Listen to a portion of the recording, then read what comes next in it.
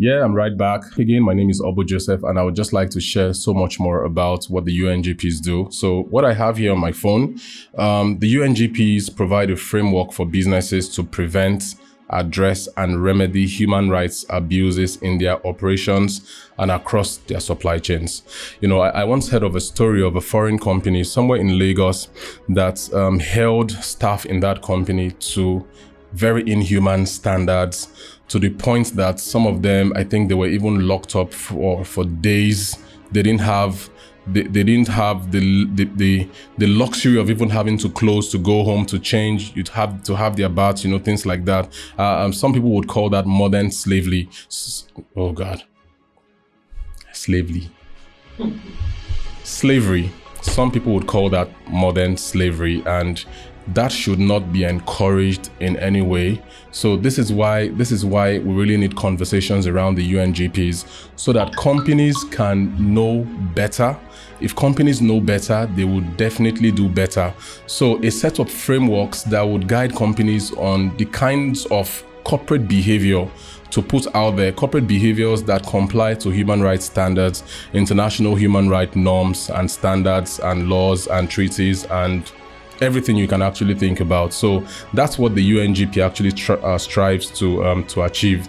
Then when you're looking at supply chains, you're looking at suppliers, you're looking at companies that engage in businesses that require other partners within the value chain of that business. It's also important to checkmate what those companies do, what they bring to the table, to be sure that they are not engaging some form of slave labor to do certain things that they do, which is also very important, that they take note of certain things to ensure that those companies do right and act right at the end of the day. So that's also very important. That's very key. So knowledge of the UNGP, it helps companies to redefine their conversation around acceptable norms in business practice. Don't forget, we talked about the ESG, we talked about corporate social responsibility in prior videos. We also talked about corporate governance. We talked about a lot of things that companies do, but it's important that companies pay attention to human rights principles, they pay attention to human rights norms, they pay attention to human rights ideals. Those ideals are the things that make us human. So we should not have a human being in Europe who should be more human than a human being in Asia or a human being in Africa.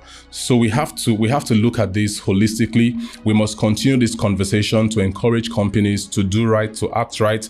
And for them to act right, they need information. So a company that has never even heard about human rights in the first place, you can be sure that they may necessarily not be able to do certain things that they need to do. So it's very key, and it's also very important. So finally, we are looking at how we would also look at in future how the UNGPs regulate the balance of power construct wielded by international companies through highlighting the reputational damage.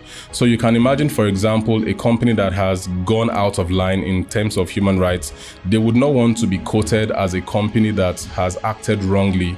So it's also very important that companies must begin to take their reputation more seriously, and to do that, they need to be aware about the UNGPs. And I hope that this has added a lot of value to you today. Hope to see you in the next video. Thank you, everyone. Bye.